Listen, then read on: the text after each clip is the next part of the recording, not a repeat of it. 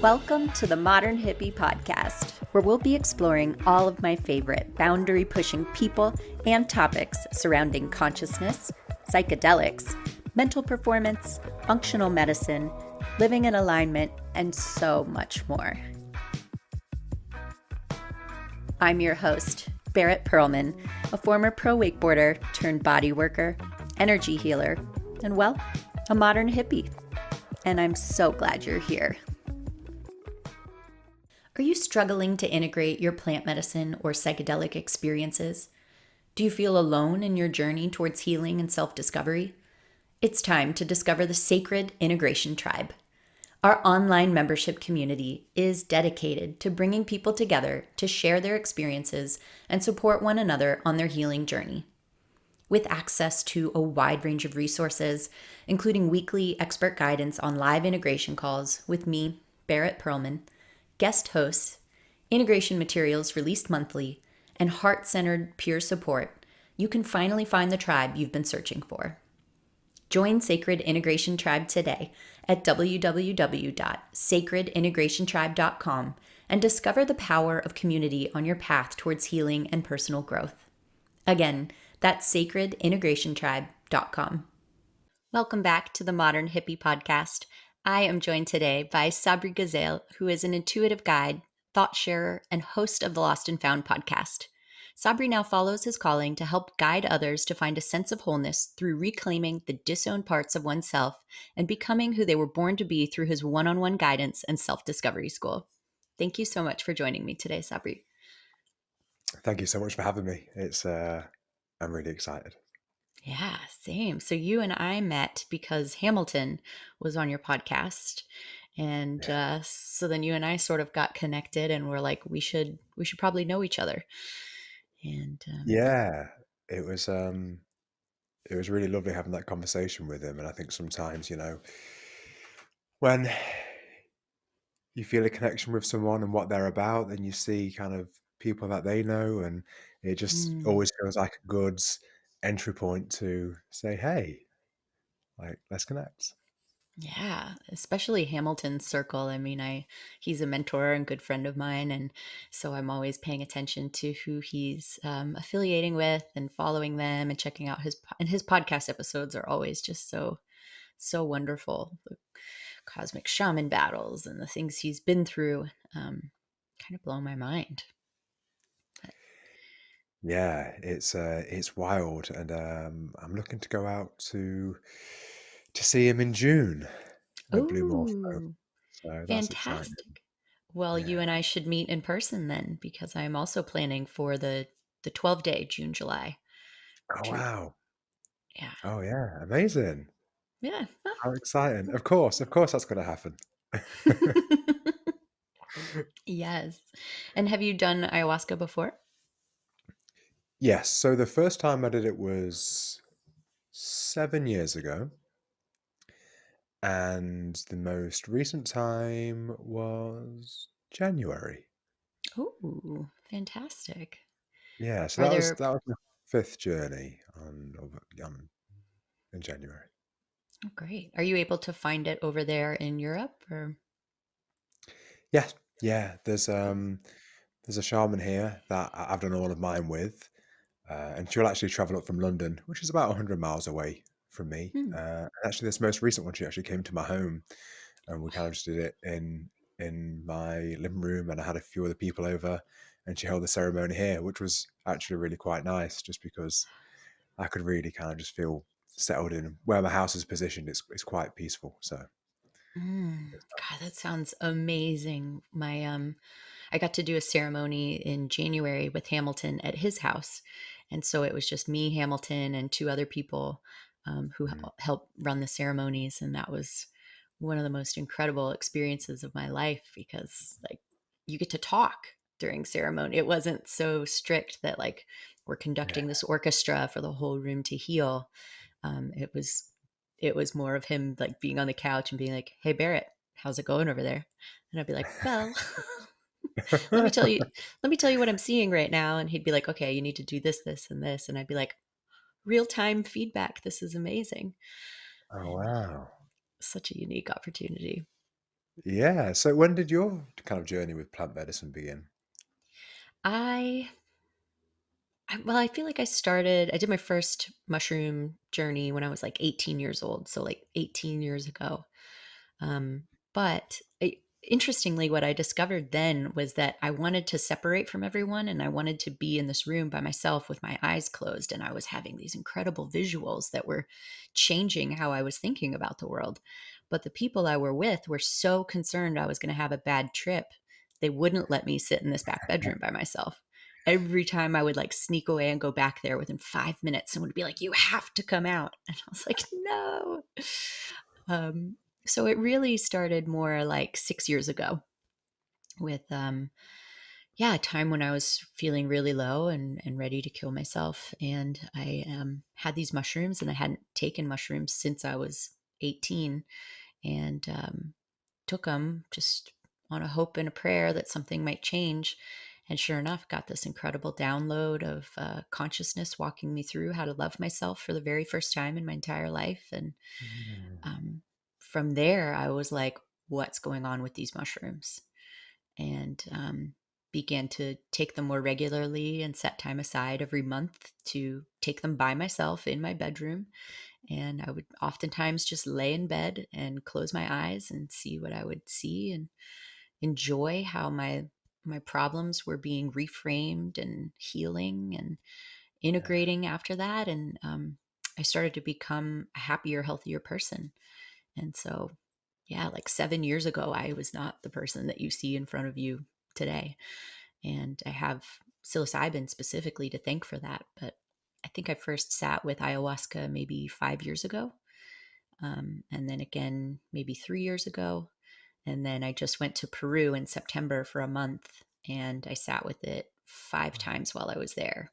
Once with a medicine man who led my tour, and then 4 days with Hamilton in the Amazon. And so then I was Wow. hooked because the first time I saw Hamilton on the Aubrey Marcus podcast, I was like, "Who is this person? I need this person to mentor me, to teach me, to help me figure out how to better walk these astral dimensions myself, so I can bring that knowledge into my work with my clients." And it's really kind of all panned out. Like he was so tapped into the matrix that I added him on Instagram, and I was like, I'll figure out tomorrow how to ask him to be on my podcast. And I woke up the next day and he was already in my DMs being like, "Hey, I'd love to interview on your podcast." And I was like, "Who are you?" So It's amazing. yeah. When did yours begin? So yeah, interestingly for me, I'd never had a state altering drug outside of alcohol Mm, until I was 28. And my first experience of a state altering drug again outside of alcohol was ayahuasca, mm. which was interesting. It's a big jump. Yeah.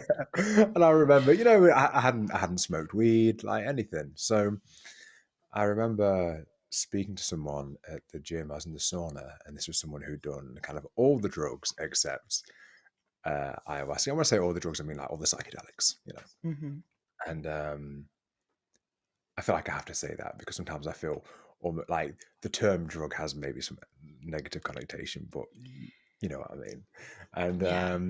I was saying like, yeah, I'm going to do ayahuasca. He's like, all right, what other things have you done before? And I said nothing, and the guy almost fell off his seat. He was like, "Well, this could be the first thing you do." I'm like, "Yeah, yeah."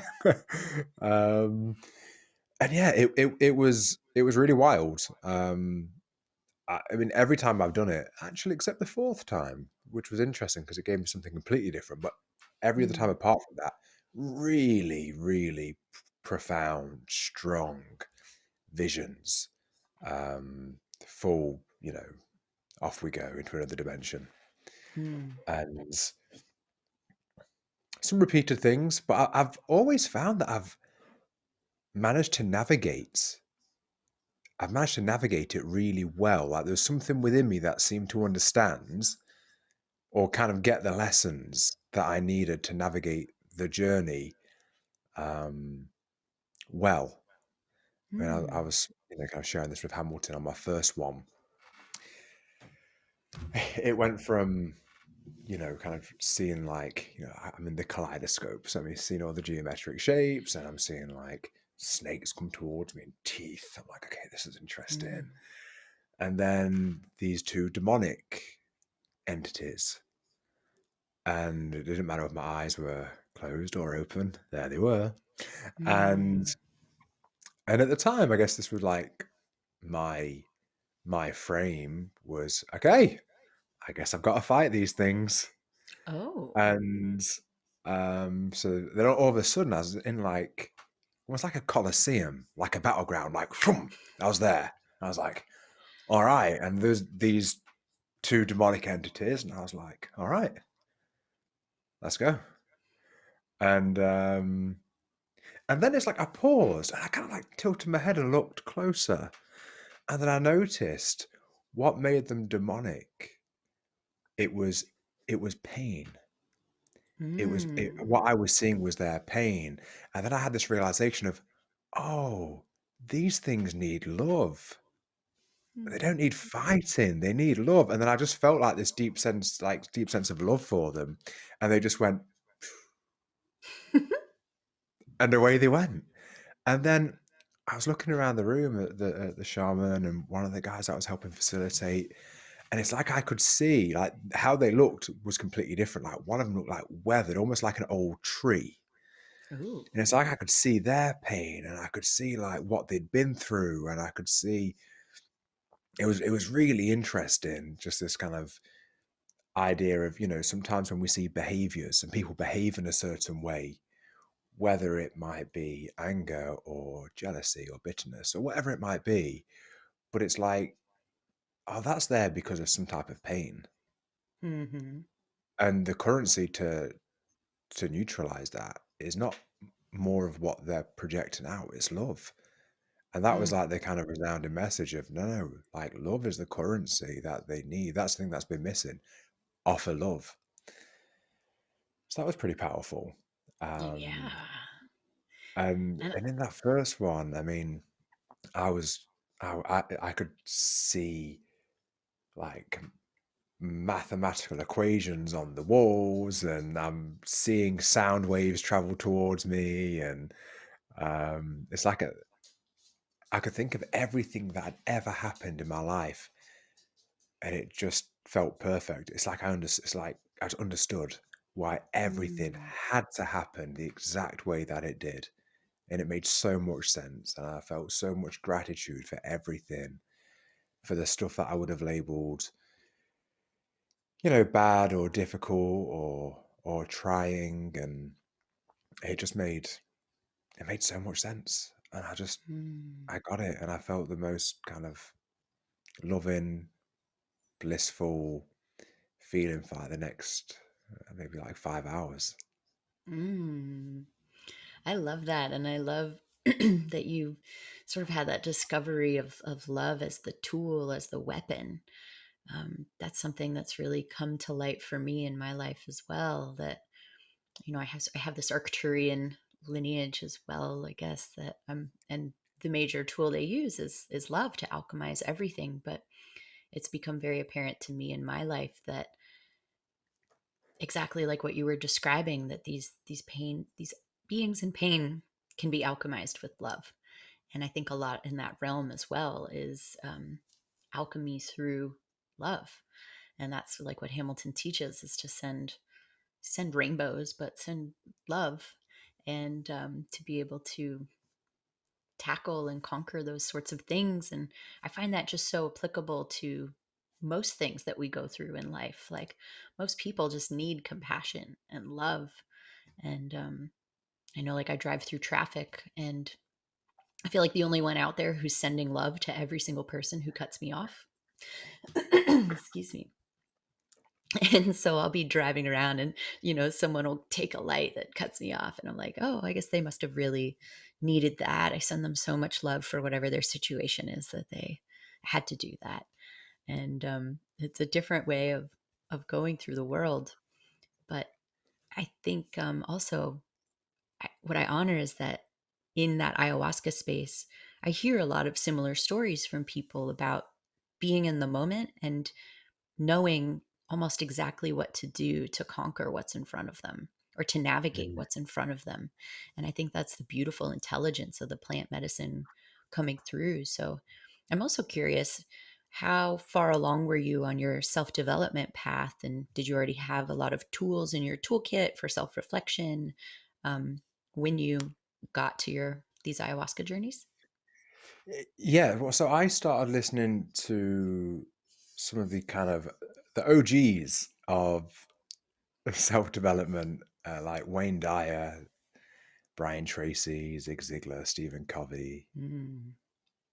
Um, at probably quite an unusually young age. I was 14 when I started listening. I had a Wayne Dyer cassette tapes. um, and, there was something that it called to me. It called to me. It resonated with me, and it did for a reason. Um, and I think that reason now, to me, I believe it is things both to do with things I experienced in this life, but I also think because of past life things as well. Mm. So yeah, I was kind of heavily into, I would say, traditional self developments from a young age, and it was interesting because I think a lot of traditional self development, and this is kind of one of the things that I find out, work on with clients, of people that traditional self development very often teaches like the path to salvation is through success and through Mm. achievement and accomplishment, and ultimately to build this dream life. And that's kind of part of the dream. Like, here's how you can achieve all the things that you want. And it's, well, what part of me wants that? Not the part that What wants to part? be happy. Right? It's Most people are trying to gain success and significance to supplement the feeling of lack of wholeness. Mhm. And I would say that I really went far along that path. So I was, it's kind of wild, really. It's been a roller coaster. I feel like I've lived a few lifetimes in this one lifetime. Ugh, I feel you. And, I was like, I was a pretty fat kid. Hmm. Um, I had like a 42-inch waist when I was 15, and I had really low self-esteem. I didn't speak clearly. I had a bit of a stammer, Hmm. um, and just I remember being maybe 13, that kind of age, maybe even younger actually. Come to think about it, maybe even younger, because I got into martial arts around that age, and I think this was pre-martial arts. I remember just thinking, like, I just wished I was anyone except me. And I Hmm. remember being that age and just crying and just thinking, like, I didn't, for whatever reason, just how much I just didn't want to be me. I wished I was anyone else. Hmm. And I think I got to a point where I came across self development, and I went from this place where, in many ways, felt like I was in hell. And I kind of saw that there was these tools that could get me out of hell. Hmm. And that was, okay, how do I start to change my life and feel like I'm not a victim and feel like things aren't happening to me, and I start to, grab it with both hands and start to make things happen and make things change. And I kind of got into the self-development through martial arts. Like, it was one of the things that was kind of taught there, and I saw the instructors were like listening to these types of things. So I was like, okay, I'm going to do what they're doing. I'm going to listen to this stuff. And, I guess martial arts was the first thing that, progressing through the belts and wanting to get to black belt. And from a very young age, I felt drawn to coaching from from around 14, I wanted to like assist in the classes and help with the little kids Mm. classes and hold pads. I just felt drawn to coaching and to kind of helping others. And actually, martial arts was the first sport really that I just seemed to be. Well, my first lesson, I was kicking with good form at head height with power, and my coach asked how long I'd been training, like elsewhere, and I said, "No, this is my first class," and he kind of didn't believe me, and I was terrible at all of the sports, like I was just terrible. I couldn't play any like team sports, but for whatever reason, martial arts just made sense to me. I could just kick well, and I just picked things up really quickly. And I mean, before here in the UK, well, actually, it is older now, but then we finished school at 16. Oh, shit. And yeah, but whilst I was still at school, so like when I was 15, I was training in 13 classes a week, and I was helping assist in classes every single day. So it's all I was doing. I wasn't really bothered about schoolwork. It's all I wanted to do. At 16, and at this point, I was really unusually good for my age. Um, I was teaching 23 classes a week when I left school, Wow. and and that's what I was doing. And then I started training in the gym when I was 17. And even though I was training a load of martial arts, I was still like I carried a lot of weight. Like I just, although I think my family, genetics do play a part, and also my diet wasn't good. I didn't understand diet whatsoever. I guess Mm. now it's more accessible to find out good information, and maybe also bad, but there's more access to it. Where then not quite so much. Um, and I started training in the gym. I started to see like some shifts in my body. And that led to, I mean, by the time I was 23, I went from having a 42-inch waist to having maybe like a 30-inch waist with a 50-inch chest.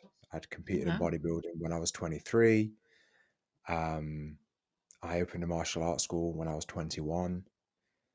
I was teaching full time. Um, Going back a little bit before then, I'm just trying to give like a whole picture of how I got to the plant medicine. But Sure. I when I was like a teenager, I genuinely had like a visceral fear response to the idea of speaking to women. Mm. Terrified, terrified. And it's just because of like how I viewed myself. And I remember maybe being around 16 actually and thinking, genuinely thinking, I don't know if I will ever have a girlfriend. Like I can't ever imagine a woman being attracted to me. Really, really thinking that. And I remember like, at the age where I'd think about going speaking to a girl, and I would have preferred to have a fight with a stranger. I genuinely would feel more comfortable just having a fight than like going and saying hi to a girl that I found Wow. attractive. Yeah. It's Um, intense. yeah, it was really intense. And then I kind of came across it was like an ebook called Double Your Dating, and it was a pseudonym of David. His name was David D'Angelo. It was a pseudonym of Eben Pagan, who's like a really high level internet marketer. Mm. And I read this, and it was all about like how you can be more attractive by how you behave. And I was like, oh, this is interesting. And then I kind of found myself in like at the time what was kind of like the underground society of pickup artists, and Mm. it was it was kind of wild, how it was like I would go out and then speak to women. It was off these like kind of canned lines I'd read, like, okay, I'll go and say this. Okay, let's go. And I'd go out and like say these things, but like it would be receptive. And I remember it was almost like this sense of imposter syndrome and like almost disbelief of like, oh my God, like, and my mindset was it's working. Like it's nothing to do with me. It's the things that I'm saying. Mm. And I think because of this, a mixture between that and then this idea of like a lot of the self-development of more is more, achieve success, I eventually found myself in this state where I was like, wanted to try to grow a business, and I was training all the time and competing in bodybuilding, And I actually got to the point where the dating stuff had gone to the other end of the spectrum, where I almost had like this real fuckboy lifestyle, and is actually like an addiction because I gained Mm. so much validation from it. And in reflection, it's interesting because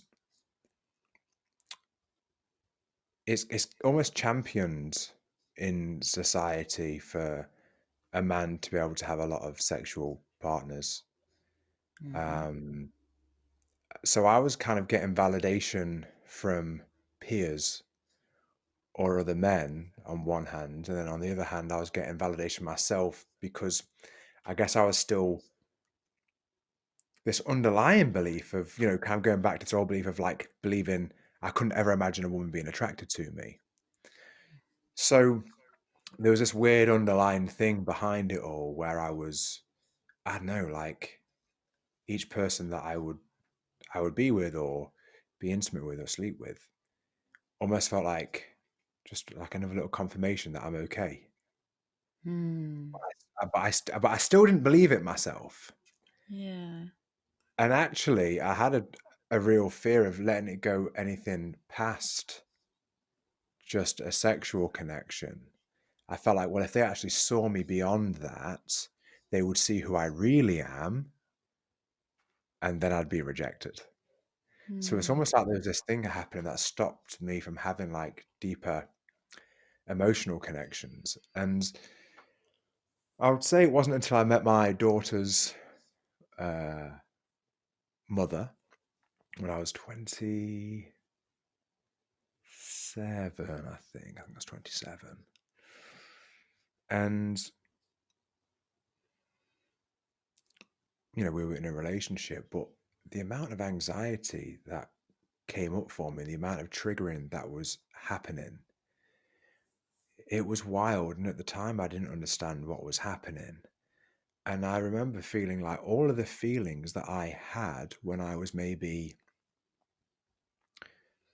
12, when I felt really self-loathing, they all seemed to come pouring back. Like this weird, Mm. like time loop had happened where all of the stuff that I'd done, let's say from the age 17, 18 to 27, that decade, it's like I'd built this really tall building, which was all based around achievement and significance, but I'd built no foundation and it Mm. wasn't built on anything solid. It was just masking and trying to go up away from ultimately the deep pain I felt of being me. And those Mm. things just made me feel like I'm okay with them. But ultimately, what I can reflect on is that just me being me, I felt like that there was no way that was enough or okay. It had to be me Interesting. plus whatever, plus being in great shape or like being successful or, like maybe even intelligence. Um, I felt like it always had to be, I had to offer something, like just showing up as me wasn't okay. And I actually got to the point where I went through like a dark night of the soul, and it was really interesting because, in the relationship at the time, and we aren't together now, but we get on so well as co-parents. My daughter's 6 now, um, but it was um, her kind of personality type would really, really press on some of my wounds from childhood. And I had like quite a tumultuous uh, childhood, you could say. Um, and not in ways like it was weird, really. I mean, like my dad was super loving, but I don't think he knew how to handle his own emotions. He had a lot of things going on. He was very volatile, very explosive. So it could be like lots of love one moment, and then like you are my son the next moment, and Wow. like, and it could go from one to the other like that. And so very confusing. Mm-hmm. which led to what I now understand was like a disorganized or fearful avoidant attachment style. So which led to the me actually wanting love more than anything, but being terrified of it because of some of my some of the patterns that I would associate to attachment and what it would mean and the amount of anxiety it would bring up for me. So it left intimate relationships being so confusing for me and actually really difficult to handle because it's like I couldn't figure out at the time why. Like, why am I struggling so much with this? Why do I feel fucking terrified? And at times, some of the things that would come up because she actually, she was had a bit of a temper and was explosive at times. Mm. And at times, the feelings that would come up for me, I remember there's a couple of times where I actually thought about hitting her. And it wasn't through anger. I could see it was actually I felt terrified and I felt like a scared child that almost felt like it needed to lash out. Like it was, and I remember after thinking like, what's going on? And I didn't have the level of insight then to really understand. And I knew like I'd never ever want to do it, and it never did happen. But I remember sometimes almost feeling like this visceral response, but it was I felt fear, and at the time I didn't realize, oh, this is just triggering the things that I experienced as a child where I felt fucking terrified. Mm. And you look on the surface and you think, "Oh, it doesn't make sense." Like, at the time, I'm probably, like, 220 pounds with abs or something, and she's like, 5'6". Yeah. And so it doesn't make any logical sense, but that's really how I felt. And I remember feeling like, "Why? Like, why are you being like this towards me? Please," like, it was almost like a, "Please stop." It's like my nervous system couldn't handle it. Mm-hmm. But again, because I didn't have the insights that I do now, I also didn't understand why it was happening, and it really was like a dark night of the soul type thing. And I remember, um, yeah, at the time I was out on the motorway, as we say here, but the highway, and I was just driving. I was driving my car pretty fast. It was an Audi R8, so they go pretty quick, and I I just kept thinking about driving off a motorway bridge. Mm. And I was just bawling my eyes out. I was bawling my eyes out driving because I just couldn't figure out what was going on. And I'm approaching this ramp, and like so much of me was saying, I'm like, put my foot down more and more. And oh, I missed out a really pivotal part of this.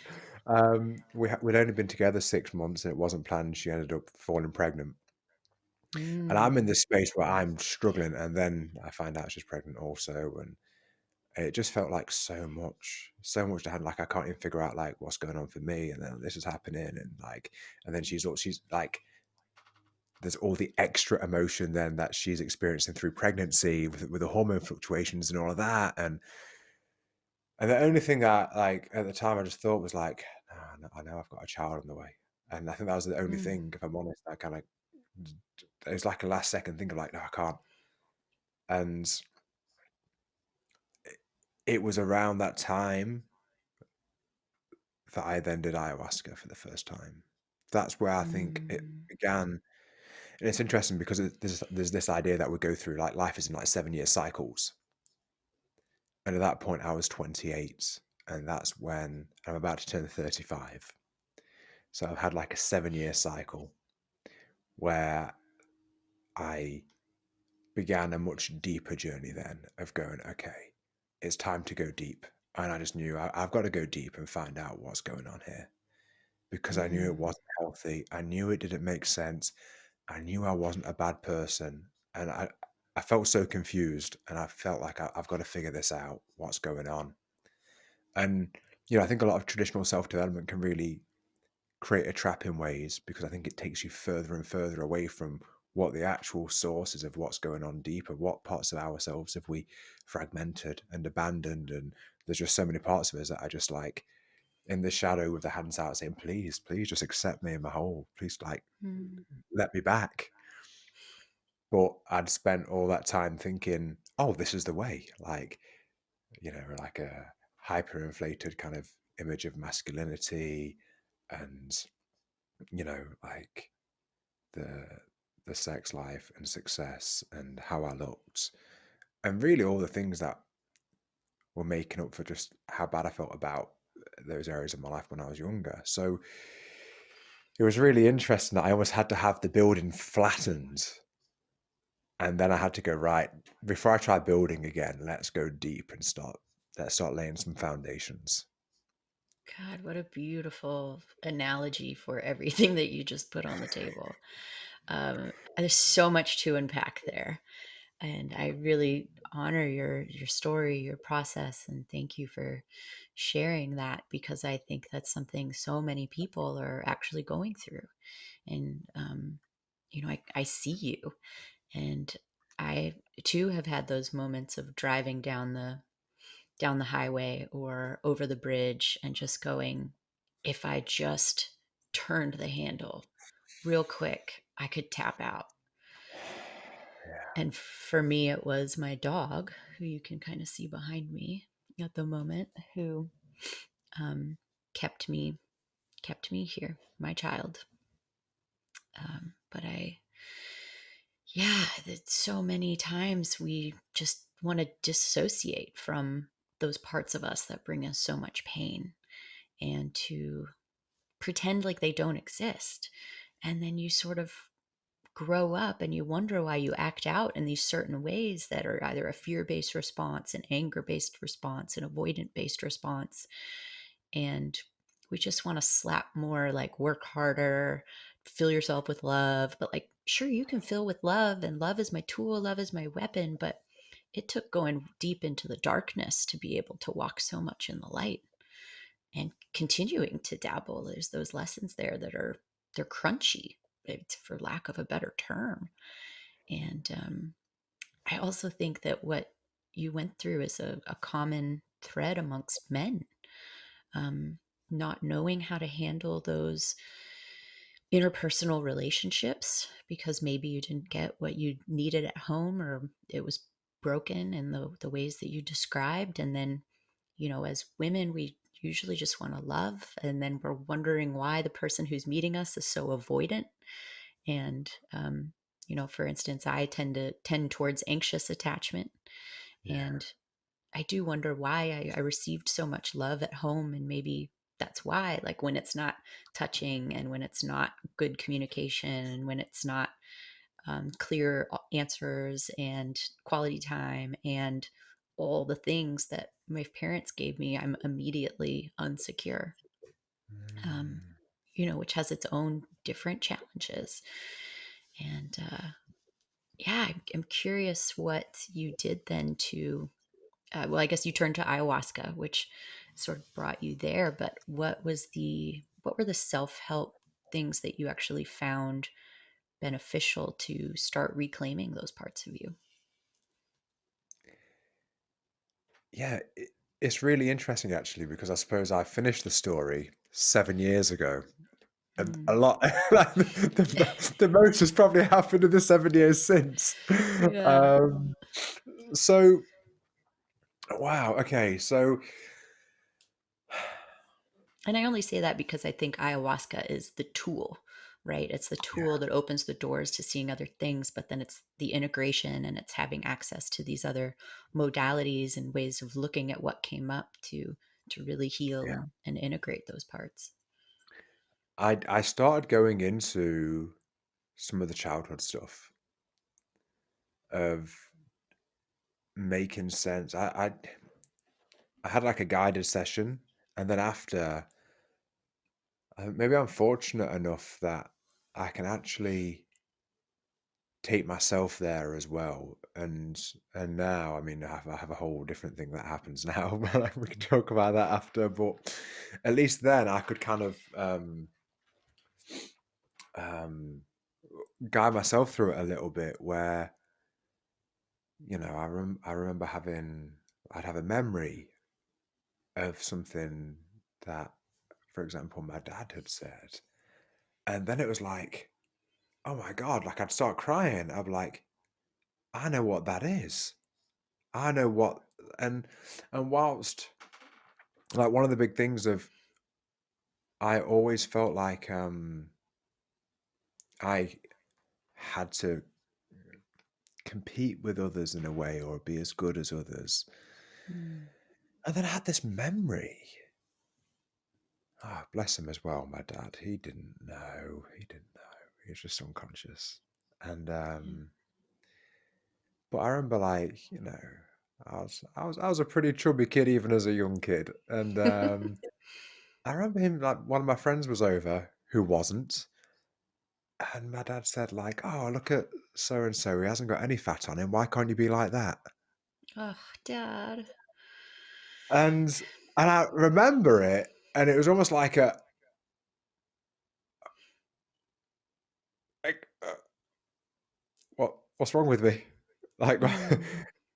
and and I remember having the memory of it. Even now as I say it, I still feel emotion around it. Um, but I remember at the time I had that memory and I just started crying. I was like, "Oh my God." Like, whoa.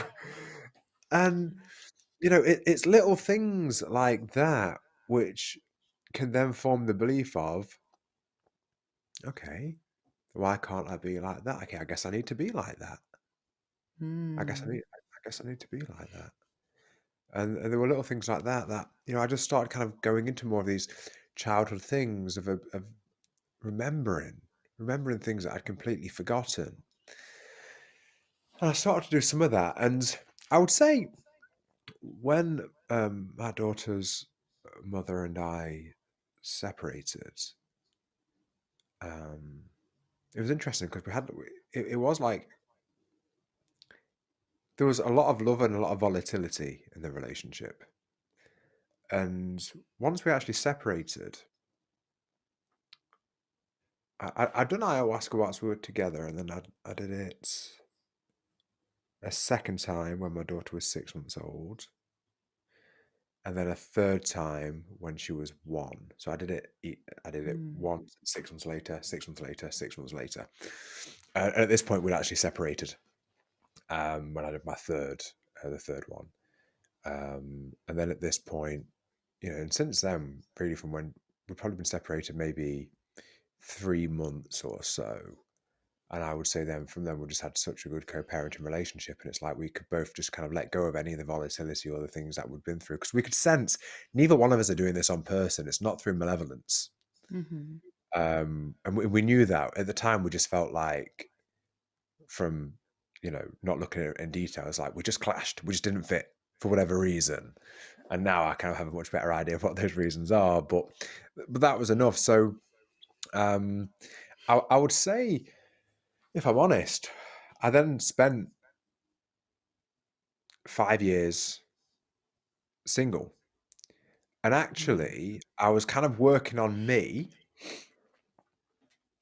And I thought, I'm there. Oh, yeah. Like, I'm good. Mhm. Until I got into my next relationship. and, um, and it just started bringing up some of the similar stuff. But she's a very different character. So it wasn't the same dynamic, but there's still some of this, like, strong anxiety coming up, and I'm like, "Oh my God, I thought I dealt with this. Come on." And that's when I really and this was 9 months ago, and that's when I really started going like, "Okay," because now I felt like I had so much more awareness, so much more understanding where I had done a lot of the deeper work. So I thought, and I had, but it's like, okay, but now this is taking me into the depths of the thing where I feel like it almost began, which is with attachments. Mhm. So I then found myself really going into understanding attachment style. I remember reading about like common kind of experiences for people with a disorganized or fearful avoidant attachment style. And I was reading it and I was just, oh man, it was just opening me up crying because as I was reading it, I was then remembering, I was like, oh my God, yeah, like yes, yes, yes, yes, yes. I could just see all these things. And it actually felt quite freeing. I'm like, oh, okay. It's not just me and that I'm Mhm. fucked. Like, okay, there's actually something really tangible here.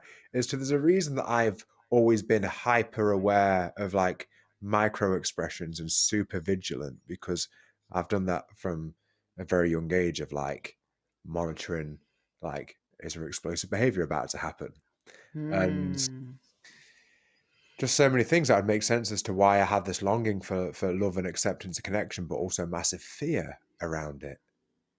And why these things were coming up. And then from having that awareness, what would happen is I might still get some of this anxiety. And it was like the perfect storm. The person that I met, and I'll get back to this because there's a really wild story about this.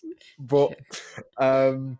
it's like the circumstances were kind of perfectly designed to trigger me.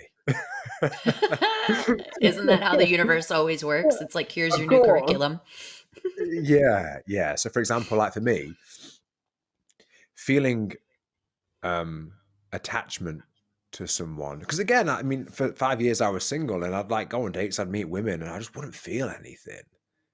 Hmm. And I'd be like, I think like it probably seemed as though I was the most secure, and in dating it kind of seemed like I wasn't. It's because I didn't feel any attachment. So even if I was dating someone who didn't really have an attachment, it's like, do what you want, like super laid back, eat like, and Sure. and I, and, and I thought like, oh yeah, okay, like I've figured this out because I've been dating people, but there wasn't like a deep attachment there, so none of the attachment stuff was coming up. But I Right. thought I was all right. I was like, okay, I'm cool, I've got it. Like, and I genuinely felt secure, didn't feel any insecurity, didn't question what anyone was doing, like none of that. Just felt completely at ease. And then I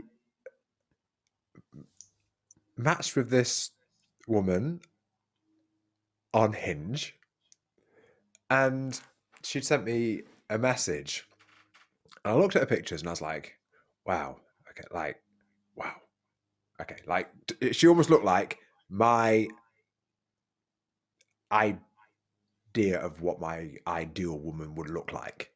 Ooh, how wonderful And for then you. I'm right. And then I'm looking at the things that she's kind of into, and I'm like, okay, this seems like this is interesting. Because I kind of find it hard to meet someone that meets me on a similar level with interests. That is Hmm. also what I would say is like maybe my physical type as well. Right. And I was like, oh, okay. Seems like both sets of boxes have been ticked here. Oh.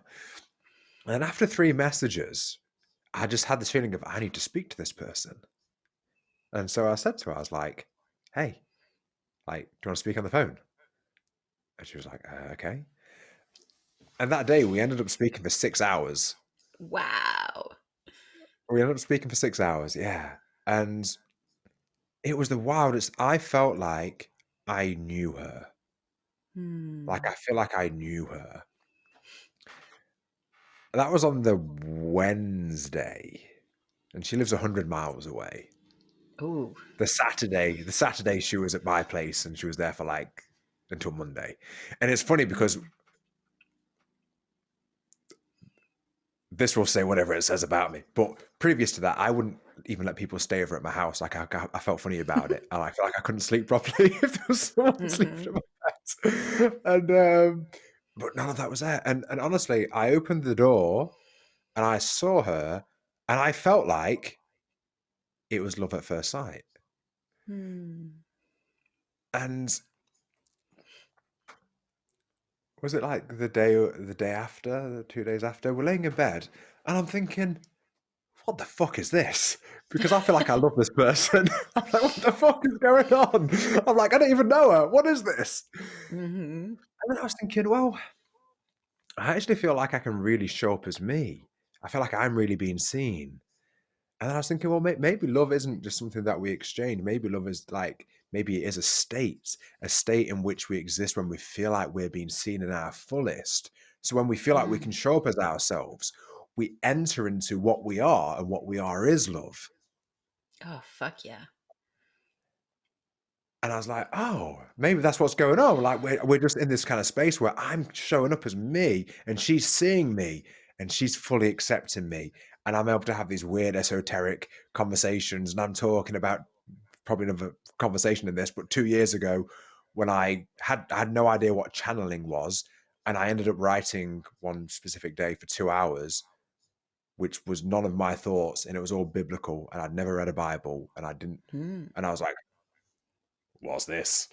Um, and so I'm telling her about all this stuff, which kind of weird, and and she's just like, "This is amazing!" Like really into it. I'm like, "Oh, I could be me." Um, so I just felt this real deep connection, and I would say actually the last 9 months I've probably experienced the deepest transformations I've than I've ever experienced through all of my life before that. Um, Mm. so if that takes us up to 9 months ago, um, I'd I would say that the next 9 months is probably where the wildest stuff has unfolded, which has blown my mind in so many ways. So yeah, we're there. And that's just the beginning of your next 7-year cycle. Dude, Yes. I am living in such a parallel world to you. Um, because again, I think my journey really maybe started in 2015, getting back into like courses on witchcraft and how to utilize the energy that's around us all the time for good. And sort of at the end of 2022 was when I ended up, in the Amazon with Hamilton and having this like full unlocking, just, oh my God. And coming back and sitting with that. And in the last sort of 3 months, figuring out what this path really is for me. And so it started essentially a new 7-year cycle of being like, oh, holy fuck. Now it's everything I did before, but like the dial turned up. And Yeah. I just recently met someone who's just this cosmically divine human. I met him on Instagram, and he was going live, and I had been following him for like a year, and I was listening to his voice and what he was talking about and the depth of these conscious topics, and I was like, who the fuck is this person? I need to know this person. And just happened to be that that he was in LA and I'm like an hour south of Los Angeles. And I was like, you want to be on my podcast? And he was like, yeah, and like gave me his number. And we ended up talking for like an hour that first time, that resulted in him being like, okay, I think I'm going to come down there and get an Airbnb for like a week, because I think you and I have a lot to talk about beyond the podcast and all these things to build together. And I was like, okay. And actually drove up there and met him the next day, and it was just instantly like, who are you? Where did Mm. you come from?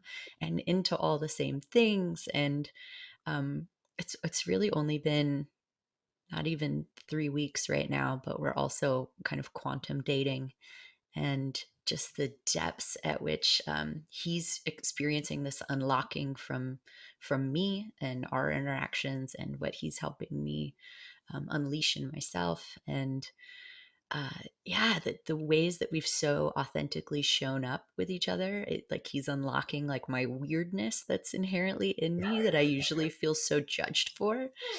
And it's like, oh my God, I'm more me than I've ever been.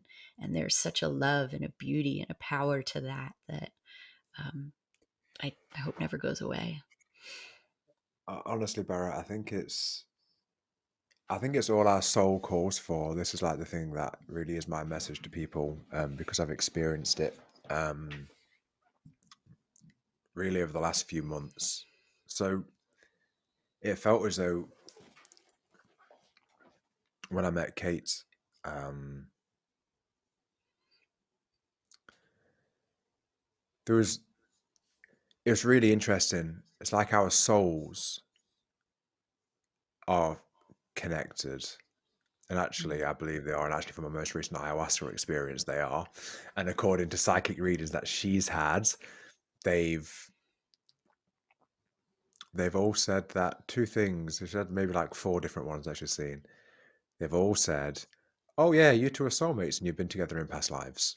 You've been together in many Mm. lives before now." And to the point of like, oh, that makes sense as to why when I saw her, because I really couldn't explain like what's going on, like why. As soon as I saw her, it felt like I love this person and I know her. Like it really felt like that.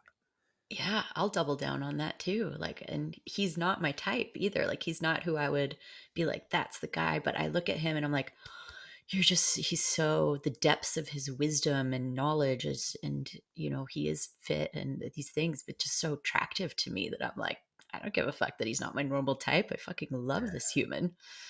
Yeah, yeah. But of course, in life school, we get given the things which also for me have been, and for her have been really triggering. Mm. But not through any type, again, not through any malevolence, but just through some of her wounds have really been highlighted by some of my characteristics, maybe, and vice versa. Mm. But I think what's really interesting is we've both, because we've been able to hold space for each other, there's been so much healing take place because it's been like this perfect balance of it wasn't explosive, it hasn't been like that. So we could tell there's nothing intentional going on here. This is a me thing that's coming up. Like, what is this? And then I've learned so much, and it felt like this intense feeling of love, which hasn't diminished at all. And we have actually, we've separated at times because it got really intense at times. But even with that separation, I could just feel like this love's going nowhere. And I actually remember thinking, like, at one point, this was back in November, and it felt like we were both starting to suffer.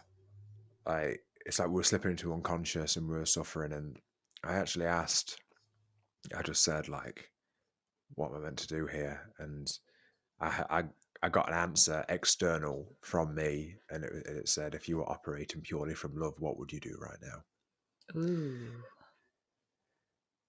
And that almost brought me out of this kind of like turmoil that I had. And I was like, if I was purely in the state of love, I would let this go so we can both heal.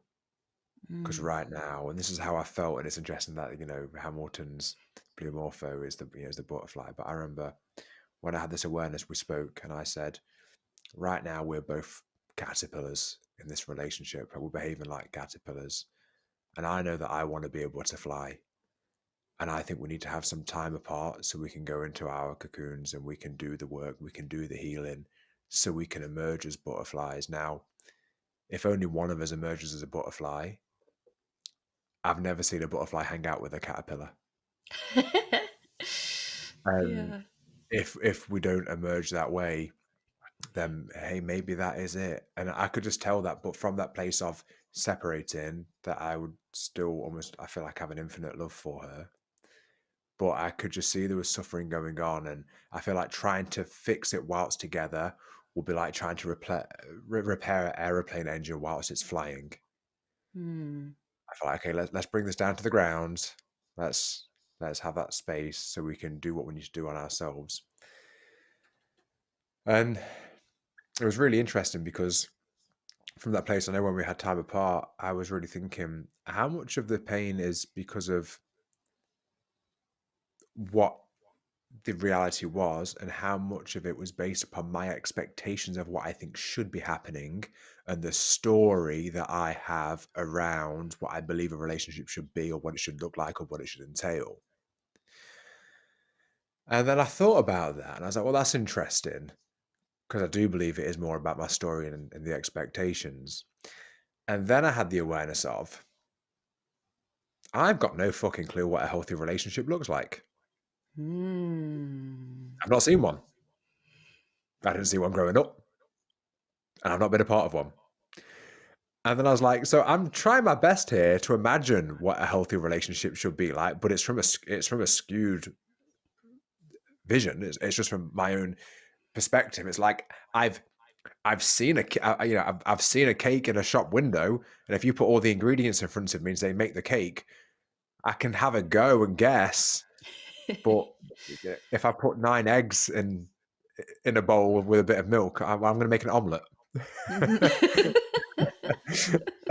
um, and And I felt like that's kind of was what was happening. It's like, I'm trying my best, but it still wasn't there. So I then really started thinking and looking into like, and it wasn't that we were way off, but it's like, no, I need to start looking at not from my perspective, but really start looking at what does healthy look like? Not what do I think is healthy? And start Mhm. looking externally kind of for that. Um, and yeah, I mean, it has been wild. There's definitely so much more going on than it just being a regular relationship. There's a real karmic thing there. Um, and I even though I've had an experience of channeling things, like I mentioned a couple of years ago, I still almost wrote that off as like, well, that was kind of weird. Don't know what that was. Anyway, like kind of ignoring it. Um, and the psychic readings that she'd had, as well as them saying that her and I had been together in past lives, they all said that I was psychic. And I was like, oh, yeah, cool.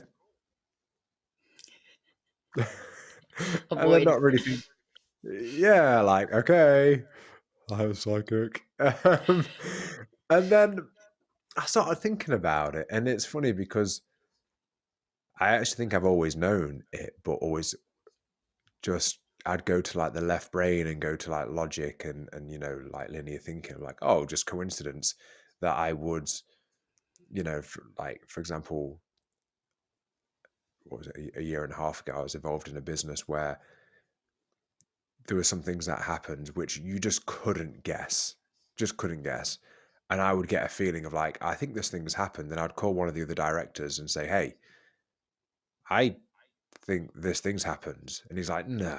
I was like, I've got a feeling, man. I've just got a feeling in my gut that this thing's happened. He's like, it can't have. And then I'll call the other person. It's like, yeah, it happened this morning. And I'm like, he said, how do you know? I said, no idea. But those kind of things would happen often. And I Mhm. would always just go, oh, that was a weird coincidence. No such thing as coincidences. And it wasn't until, Kate would say to me more and more, like, you do know you are psychic, right? And I'm like, I mean, I've maybe got some good intuition about things. And she's like, no, like, there's more going on. I'm like, because even, when her and I met, it's like, within the first weekend of his meeting, I was pointing things out. I'm like, hey, you aware of this, this, and this? And it's like, she'd been in like relationships for like years before, and like no one had ever noticed these things. And she's like, really? I'm Oh. like, yeah. Like, and, and that was one of the things for her was I was just like seeing through her like she was a glass of water. I was just seeing through like Mm. everything, which brought up things for a lot of things for her, and so yeah, so like this kind of psychic thing, and I've really kind of figured out that I've got to believe it to see it, and I've started leaning into it more. And over the last, I apologize to the people watching this because I know I've been a bit scattered in this story. It's been a bit all over the place. The timelines have been bounced around everywhere, and there's just a lot. But November last year, when we were kind of going through that separation, I also sat in nature and I said to God, I said, God, what am I meant to be doing? And just in case I have to clarify this, I don't mean like the dogmatic God, the man in the sky with the beard. I mean Mhm. the divine, Right. And I just got a really clear answer back, and it said, you know what you're meant to be doing. You know, you've ignored this for so much of your life. And I know that I've always had this thing where I'd speak to people when people just open up to me from a Mhm. young age, young age, 12. My friend, my first memory was we were 12 years old. Her younger brother, who was 9, died, and her parents would say like, she'll only talk to you about it. And the amount of Mm. times that would happen where I'd meet, strangers out on, in a bar, at the gym, and people would tell me things where they would say to me, I remember this one woman in Dubai in a bar was, she started like opening up and she was crying. She said, I've not even told my husband this. Mm. And these things would happen just so much. And this thing that came back to me was, you know what you're meant to be doing. you've been putting this off for so long, you know, you've got a deeper calling. And I got told that I've got to do the podcast and that I need to start guiding people through all the stuff that I've kind of like, through everything I've learned and experienced. But the thing that I was told is I've got to show up as me. And it's like, it was like, no more hiding. And Mm. I was told that I've got to go and reclaim these parts of me. And it's like I've had this kind of crazy crash course since then, which then coincided with my most recent ayahuasca journey, which was all about that. It took me into, I could physically feel like my sacral chakra like vibrating, Mm. and then since then I feel like I'm just showing up as me. And because even like for nearly 3 years before, I'd not been on social media. I didn't really want to be seen. I did, you know, like being heard. I've always had a thing around that for whatever reason. And And honestly, it's the most liberating thing. Like, I feel like I can just show up as me. And not only can I just show up as me, but I realize that my gift to humanity lies in me, being me in my entirety. Like, I know I've got so much love to give that I just held back for so long. I felt like it couldn't come out. And I've always been a super caring and compassionate person. But when I think about like in my 20s, that kind of like hyper masculine version of like that egoic me, like, oh man, God, poor me. Like I was not allowing myself to come to the party at all. And I really, I really feel like that is, I feel like it's all of us, all our soul wants is to be expressed. You know, we entered into this body and through whatever reason, you know, things that have happened, things we've experienced, we feel like we're not worthy or we're not good enough to show up in our entirety. And I can only show certain parts of me. And I just feel so many people, I just see it all the time and I see the pain and it does break my heart when I think about it. And I feel like allow me to try and guide you through this kind of reconnection because for me, everything I've done, all the stuff I've done through 20 years of like self-development and trying to get to a point of feeling okay, the key was always me. Mm. It was just actually going, no, it's okay to be me. It's Mm. okay. But really feeling it. And not only is it okay, it's imperative that I'm me. And it's imperative that you're you.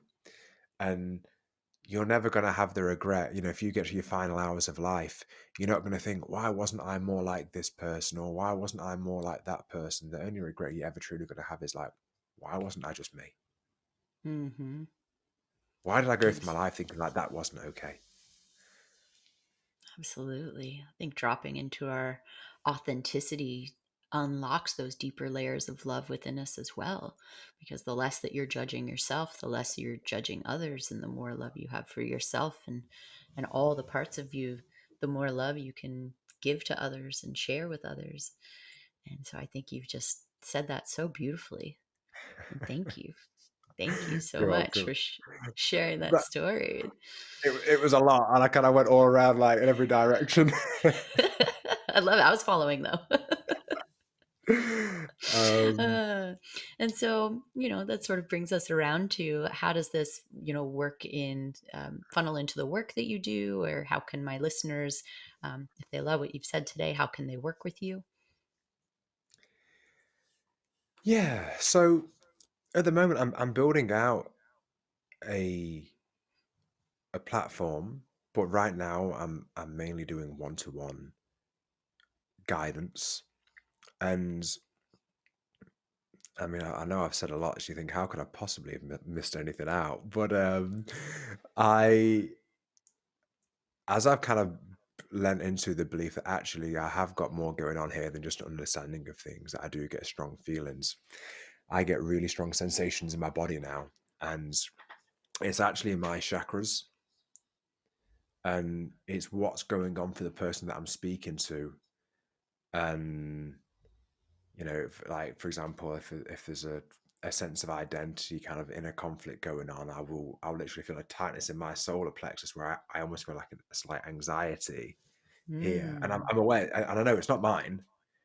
Or, you know, I was doing a session with somebody a couple of nights ago, and I'm feeling like a tightness in my throat to the point where I'm having to do this and actually touch my own throat. And I say, hey, you feeling anything here? He said, yeah, a load. I'm like, yeah, okay, let's go into that. So I'll actually Mm. feel what's going on in my body it's what's going on for them. And then we'll go into what that is. And so that's kind of like interesting. I think something that when I do one-on-one work with people, that is somewhat unique. But then I actually of recent, the channeling has started happening at upon asking. So if I actually ask something and close my eyes and just give myself 5 seconds, I feel like I start to get an answer where it's not from me at all, which is wild Mm. because sometimes I literally don't know what the next word is that's going to come out of my mouth. Um, and I mean, I was doing a session with somebody the other day, and he almost had like a Satori moment on the call, um, where he said like, I don't understand what he literally went, I feel like something is, my heart's just opened, and then he like went into this almost like euphoric state. It almost looked like he was on psychedelics, Mm. and Wow. I'm kind of observing, going, whoa, okay, this is interesting. Wow, like, this is really, um, It's and giving me goosebumps. yeah, and he was saying to me, he's like, I don't know what you've done. He's like, I've never felt this. He's like, I feel so much love for myself. I've never experienced this. And he's messaging me after, like, with so much gratitude. And as he's feeling it, though, what was wild is I'm feeling it as well. And I said to him, Mm. I said, just put your hands here. And he put his hands on his own chest. He was like, oh my God, my body feels so good to touch. And I said, can you feel that in your hands? He was like, yeah, it feels like electricity's flowing through me.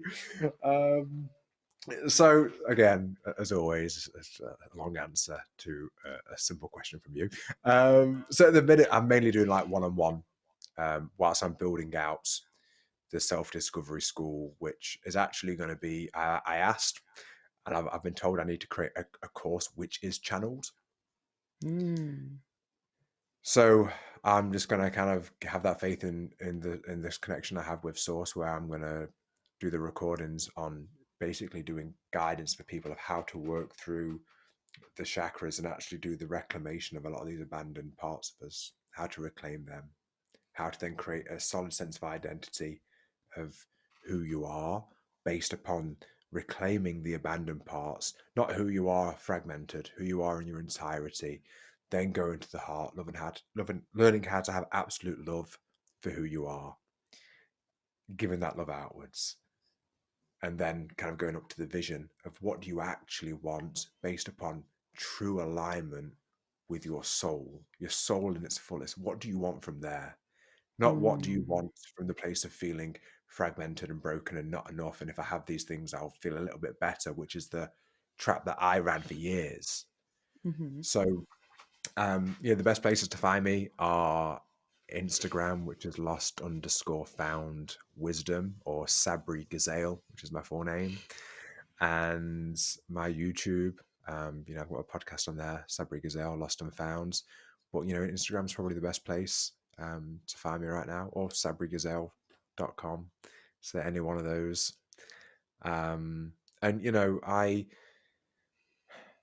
just feel like anyone who feels called to it, or if they feel anything energetically, just to reach out. And I actually offer everybody a session together for free to begin with. And I feel like I have to say this because I know in the space it's kind of prominent. That first call is actually a sales call.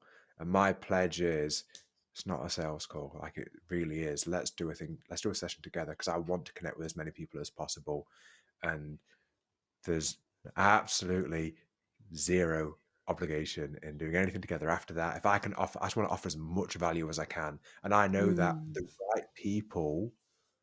right people will just want to then continue deepening our relationship, working together thereafter. Yep. Um, and I know that some will and some won't, and the ones that will, it's because that's perfect, and the ones that won't, that's also perfect. Right. Oh gosh, you have me kind of selfishly wanting to be now like, have you been tapped into my energy this whole time? What do you feel anything over here? It's interesting because actually I've got to a kind of a cool point where I'm able to kind of switch it on and off to a degree, which is helpful. Yeah, you'd have to be. Because when you can't, and this was actually something I used to experience, I think this is where I really cut it off years ago. It's because I used to get that a lot, and I felt like it was overwhelming speaking to people because I felt like I was getting these downloads and loads of stuff that was going on, and I felt like I couldn't have a normal interaction with the person without kind of like feeling all this stuff. So at Mm. some point, I actually kind of chopped it off, and it's only over the last more several months that I've really allowed this back in. But I seem to be able to navigate and control it a lot better. Hmm. Well, wonderful. It sounds like a very beautiful practice, and I may jump on one of those free Oh, I'd sessions love to it. It'd be get to know amazing. you. Yeah. Yeah. And Honestly, we'll have, go ahead. I was going to say, honestly, I genuinely feel like it's what I'm on this planet for. I really do have that belief. Hmm. Well, I love and honor that about you, my fellow light worker. And yeah, we'll have all of those links linked up in the show notes. And again, I deeply honor the journey you've been on and the suffering you endured and the deep work that you did to be able to navigate the darkness and find the light and to share that gift with the world. So thank you. Thank you so much, and thank you for everything you're doing and for having me. And I'm looking forward to having you on mine. Yeah, that'll be coming up. So thank you so much. Thank you, Barrett. Thanks so much for listening. If you enjoyed this episode, please subscribe and review this podcast wherever you're listening. I'm so grateful to have you on this journey with me. Until next time.